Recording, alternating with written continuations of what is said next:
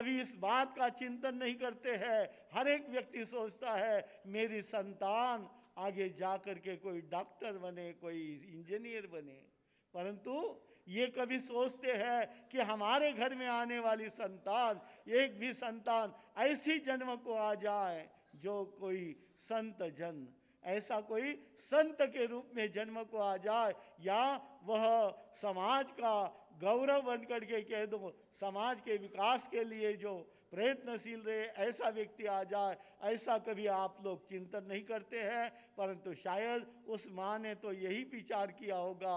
वह कहते हैं कि ऐसी जननी यानी ये भक्त जन के शूरवीर ऐसा संतान हमारे घर में जन्मे। हमारे घर में या तो संत जन या कोई न कोई यानी शूरवीर हो या दाता हो, ऐसे कोई न कोई दाता व्यक्ति हमारे घर में जन्मे। यह चिंतन हमारी माता यदि करती रहे तो मुझे जन्म देने वाली संतान यह शूरवीर बने, या कोई न कोई दाता बन करके रहे, और नहीं तो संत बन करके ऐसा समाज का गौरव बढ़ाए। ऐसी भावनाएं यदि मनुष्य भाता है तो जरूर उसके घर में ऐसी ही संतान पैदा हो सकती है। तो हमें भी विचार करना है, उस माता ने शायद ऐसा ही एक प्रण लिया होगा, और उसके घर के अंदर भी ऐसी धार्मिक, श्रद्धालु और संत के रूप में जन्म आने वाली ये संतान उनके घर के अंदर जन्म को आई है। तो हमें भी विचार करना है कि ऐसे संत से भी हमारे लिए कितना आगे जा कर के वही बालक आगे जा कर के कैसे कैसे समाज के लिए एक वरदान सिद्ध होता है, ये तो धीरे धीरे आपको खबर पड़ेगी। परंतु उस घर के अंदर एक कुल का दीप आ गया, और आने के बाद में चारों तरफ खुशियाँ, पूरे परिवार यानी उसको देखने के लिए भी, यानी आजू बाजू के या जय हर एक व्यक्ति, उस छोटे गांव में तो ये नहीं होता है कि समाज के ही व्यक्ति आए, जैन जैनेतर सभी उस घर के अंदर आने लग गए, और उस बालक को देख देख करके बड़े प्रसन्न होने लग गए हैं। वह उतना ही सुंदर था, देखने के लिए भी सुंदर था, आगे जा कर के उनके कार्य भी उतने ही सुंदर है। तो ऐसे संतान को उन्होंने उस समय में जन्म दिया है, और जन्म देने के बाद में वह बालक आगे जा कर के कैसे कैसे उसको यानी धर्म का मार्ग वह ग्रहण करता है, ये तो समय आने पर बताया जाएगा। हमें युवाचार्य श्री जी को सुनना है। इसी दृष्टि से वे बहुत सुंदर ढंग से जरूर इन बातों को आगे रखेंगे। ऐसी मंगल कामना करते हुए मैं अपने वक्तव्य को यहाँ विराम देता हूँ। बोलो भगवान महावीर स्वामी की। आइए, आज का जो हमारा प्रवचन का विषय है, आया कुल उजियारा। आया कुल उजियारा, इस विषय पे आप और हम सभी सुनेंगे। शमन संघ की आन बान शान, ओजस्वी तेजस्वी वर्चस्वी यशस्वी युवाचार्य भगवंत पूज्य श्री महेंद्र सिंह जी महाराज साहब, युवाचार्य भगवंत पूज्य श्री महेंद्र सिंह जी महाराज साहब।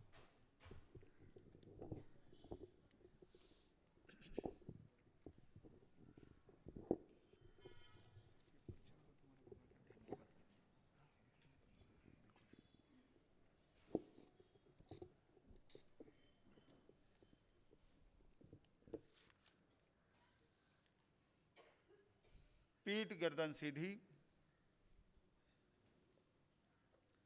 आंखें बंद, मन वचन काया शांत, शरीर शांत, वातावरण शांत, हर दिशा हर किनारा शांत शांत शांत। सर के सिरे से लेकर पांव के अंगूठे तक संपूर्ण शरीर शांत शांत शांत।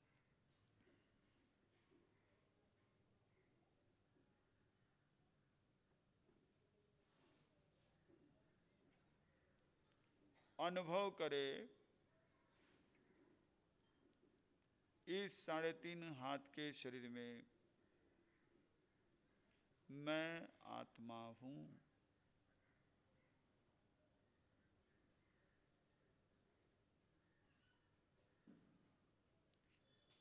शरीर में हूं पर शरीर से भिन्न हूं।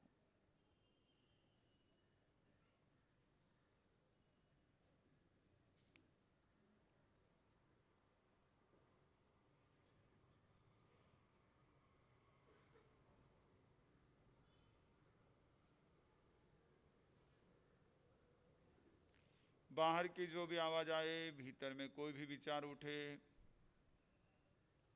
मात्र जाने और देखे, कोई प्रतिक्रिया नहीं, कोई रिएक्शन नहीं। कोई आवाज अच्छी या बुरी नहीं, कोई विचार अच्छे या बुरे नहीं, मात्र जाने और देखे। विचार आएंगे जाएंगे, आत्मा मात्र ज्ञाता दृष्टा, हम मात्र जाने और देखे।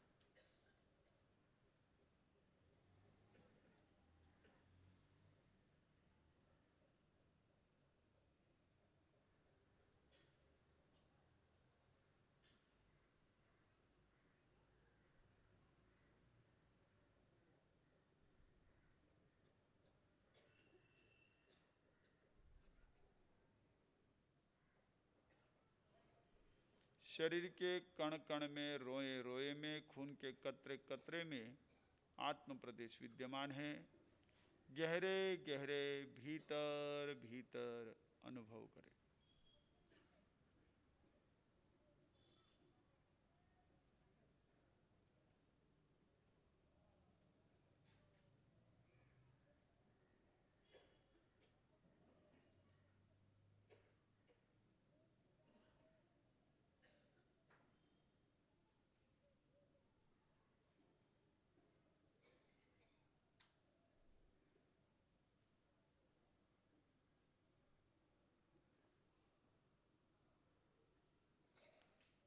देखो अपने आप को,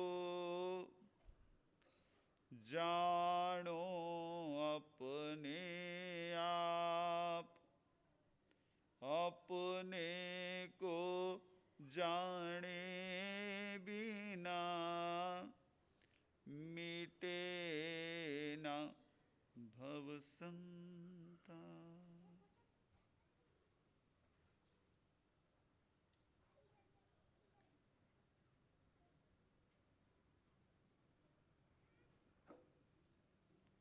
स्वयं को जानना है, स्वयं को देखना है, स्वयं में स्थित होना है। यही साधना का परम लक्ष्य है।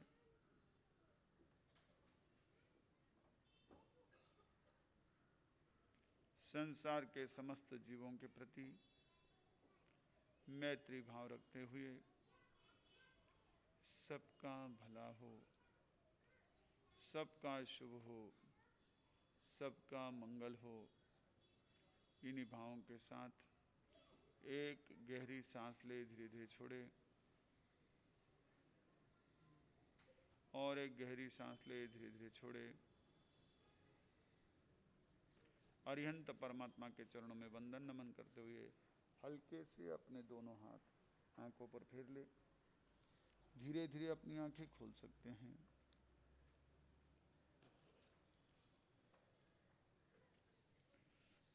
ओ भगवन तेरा ध्यान धरूं मैं, हरदम तेरे साथ रहूं मैं। ओ भगवन, ओ भगवन तेरा ध्यान धरूं मैं, हरदम तेरे साथ रहूं मैं, हरदम तेरे साथ रहूं मैं। मंगलम भगवान वीरो, मंगलम गौतमः प्रभुः, मंगलम स्तोलिभद्राद्या, जैन धर्मोस्तु मंगलम। गुरुवाणाय मुखो सिद्धि वो गुरु भक्ति ये विद्या साफल्यम हो।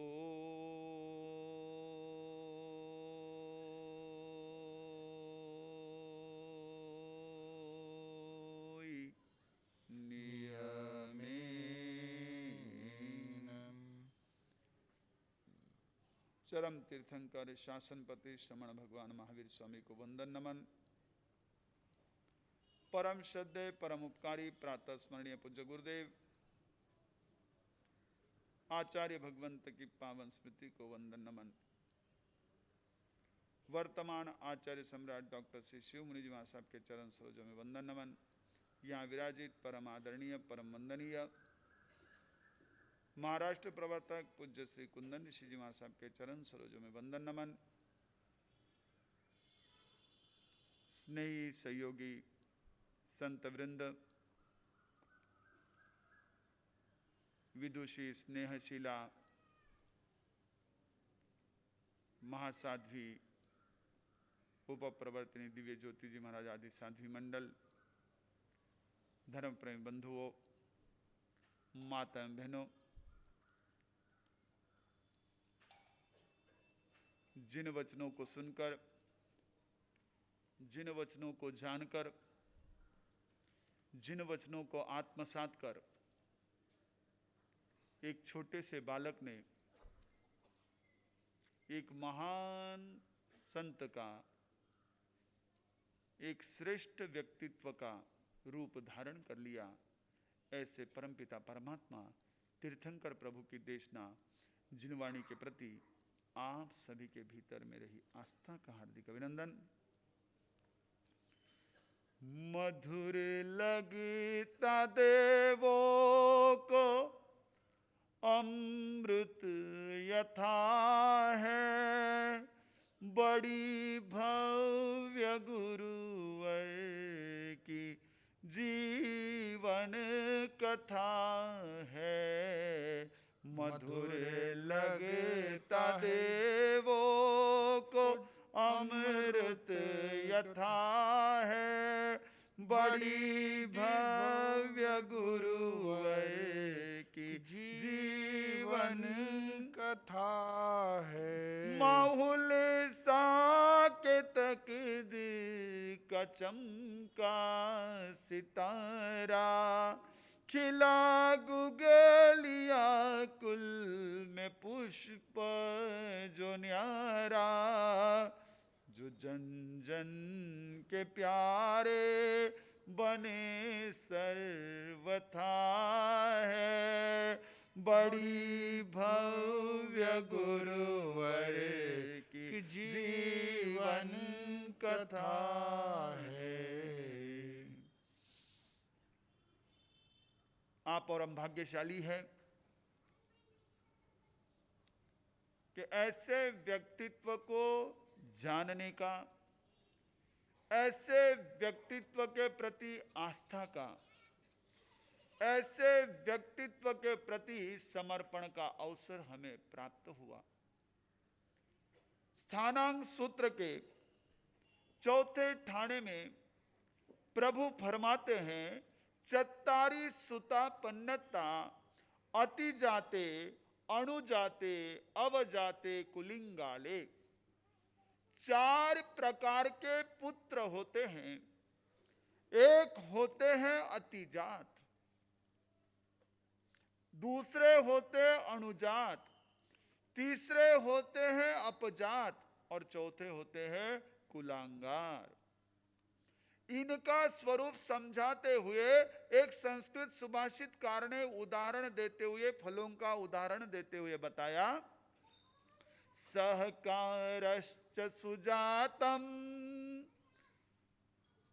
कुष्मांडी बीजपूरमति जातम वटतरु फलम कुजातम भवति कुलांगारमिक्षु फलम। 4 प्रकार के फल होते हैं। एक होता है आम, दूसरा होता है कुष्मांडी, जिसे आप क्या कहेंगे, कद्दू या गोल वाली लौकी होती है, या बिजोरा। तीसरा होता है वट वृक्ष का फल, और चौथा होता है गन्ना। तो पहला सहकारश्च आम, ये कैसा होता है, सुजातः। आम की जैसी गुठली होगी वैसे ही क्या होगा, आम होगा। जितनी बड़ी होगी, जिस क्वालिटी की होगी, जिस प्रजाति की होगी, गुठली जैसी होगी, आम वैसा होगा। जैसा बीज वैसा फल, ये क्या होता है, सुजात। यानी जैसे माता पिता वैसा ही बेटे का होना, ये क्या कहलाता है, सुजात। दूसरा लौकी या बिजोरा। अब इसका फल कितना बड़ा होता है, लौकी का फल कितना बड़ा होता है, बिजोरे का फल कितना बड़ा होता है, और उसका बीज इतना सा। बीज छोटा होता है, फल बहुत बड़ा होता है, बीज छोटा होता है। जिसके माता पिता एक तरह से अपनी गुमनाम जीवन को बिता रहे होते हैं, लेकिन वो बेटा जो होता है वो अतिजात होता है, जो उनको एकदम से प्रसिद्धि में, उनके भी लिए सबके भीतर में श्रद्धा का भाव, आदर का भाव उत्पन्न कर देता है। तीसरा कुजातम, जिसे कहा अपजात, वो होता है बड़ के वृक्ष का फल। अब बड़ का पेड़ कितना बड़ा, और फल देखो तो इतना सा। अब कुल तो बहुत बड़ा, खानदान तो बहुत बड़ा, लेकिन बेटे देखो तो ये अपने ही करतूतों से एक तरह से इस पूरे खानदान के लिए कई बार इस तरह का प्रश्न चिन्ह बन जाते हैं। और चौथा कुलांगारम इक्षुफलम, गन्ने का फल होता है। कहते गन्ने में अगर फल आ जाए, उसमें अगर वह गांठ में फल लग जाता है तो पूरा गन्ना जल जाता है, खराब हो जाता है, उसका रस पूरा चूस लेता है, ऐसा कुलांगार होता है। आप अगर हमारे कथा साहित्य को उठाकर देखेंगे तो भगवान महावीर, मर्यादा पुरुषोत्तम राम या श्री कृष्ण वासुदेव, इनको देखो तो ये अतिजात थे। इनसे इनके माता पिता का जो नाम है वो चारों तरफ आज भी श्रद्धा भक्ति आदर से स्मरण किया जाता है। सुजात होते हैं भरत चक्री की तरह, कि जिन्होंने अपने पिता के उस महान कार्य को, राज्य कार्य को भी आगे संभाला और अंत में अपना कार्य भी सिद्ध कर लिया। अपजात होते हैं जिनके बेटे अनेक व्यसनों में फंसे हुए निकलते हैं, कथा साहित्य में ऐसी भरमार है। और कुलांगार होते हैं कौरव कंस आदि की तरह, कि जो पूरे वंश का ही नाम जो है वो समाप्त कर देते। भगवान ने जो 4 प्रकार के पुत्र कहे, आज हम चर्चा करेंगे सबसे पहले उस भेद की, उस नाम की, भगवान के बताए गए उस प्रकार की अतिजात। क्योंकि आज हम करेंगे विचार आया कुल उजियारा। कब वो कुल उजियारा, कुल दीपक हमारे घर में प्रवेश कर सकता है। आपको यदि छोटा सा दीपक अपने घर में जलाना होता था पहले, तो उसके लिए कई तरह की तैयारियां करनी होती थी। दिए को साफ करने से लेकर, तेल भरने से लेकर, बाती को चेक करने से लेकर के, तो वहां पर पास में कोई ना कोई अग्नि का साधन रखने तक की पूरी व्यवस्थाएं करनी होती थी। ये कुल उजियारा ऐसा अतिजात बालक जन्मे, उसके पूर्व की पृष्ठभूमि क्या? एक छोटा सा गांव, जहां की बस्ती उस समय में भी पूरे गांव की हजारों में होगी। अब आप सब महानगर में रहने वाले या महानगर में पहुंचने की इच्छा रखने वाले, इस प्रकार के छोटे छोटे गांवों से तो काफी क्या करने लगे, खोप खाने लगे। ठीक है, कहीं आपने संस्कार रखे हैं, आपका परिवार जिस गांव से यहाँ आकर बसा है, चाहे वो मेवाड़ हो चाहे राजस्थान हो, वहां से आकर बसा है, कुछ वहां आपने कनेक्शन रखा है, बच्चों को ले जाते हैं, थोड़ा सा चेंज के लिए बच्चे रह जाए, आप रह जाए, लेकिन वापिस आपका मन महानगर की तरफ दौड़ता है। लेकिन उस समय उस गांव में एक ओसवाल परिवार जो अपने जीवन को, अपनी आजीविका को, अपने परिवार को सारे गांव के साथ में मैचिंग करके चला रहा था। जहां रह रहे हैं वहां के लोगों से मिल जाना ये बहुत बड़ी बात होती है। आज तो परिवार में भी आपस में मिलना बड़ा मुश्किल है। पति पत्नी भी आपस में कई बार जो है एक दूसरे के साथ में रहते हैं, जीवन गुजार लेते हैं, लेकिन मेल जोल तालमेल कितना होगा ये एक आपकी खोज का विषय है, हमारे नहीं। लेकिन वो परिवार, ओसवाल परिवार, जो उस अहमदनगर जिले के पाथरडी तहसील के चिचोंडी गांव में रहता था, गुगलिया परिवार। अभी आपने प्रवर्तक सिंह जी के द्वारा बहुत ही सुंदर ऐसा इतिहास सुना कि राजस्थान से आकर बसे हुए कई गुगलिया परिवार में से एक महाराष्ट्र में ब्रांच चली गई, अन्य ब्रांच देश के भिन्न भिन्न भागों में पहुंची है, जिसके बेंगलोर में भी काफी शाखाएं हैं। और आज उनको भी हमें देख करके प्रसन्नता होती है और हमें भी उनको देखकर प्रसन्नता होती है, क्योंकि कहीं ना कहीं वो जैसे आपकी ब्लड लाइन काम करती है वैसे ही ये लाइन काम करती होगी। तो गुगलिया कुल में देवी चंद जी एक बहुत सात्विक व्यक्तित्व, प्रामाणिक ढंग से अपने आजीविका को चलाने वाला, गांव के लोगों में जिनके प्रति बहुत विश्वास, अटूट विश्वास, और जिनके मन में श्रद्धा भक्ति ऐसी जैसी श्रावकों में हमारे आगमों में वर्णन आता है। भगवती सूत्र के दूसरे शतक के 5वें उद्देशक में तुंगिया नगरी के श्रावकों का वर्णन आता है कि कैसे वे श्रावक थे, कैसा उनका ज्ञान, कैसी उनकी श्रद्धा और कैसी उनकी भक्ति। जीवाजीव तत्वों को जानने वाले, जिन वचनों के प्रति अटूट आस्था रखने वाले, और अपने लिए कोई भी अगर संत सती जी का आलंबन मिले तो उनके लिए सदैव भक्ति भाव मन में रखना।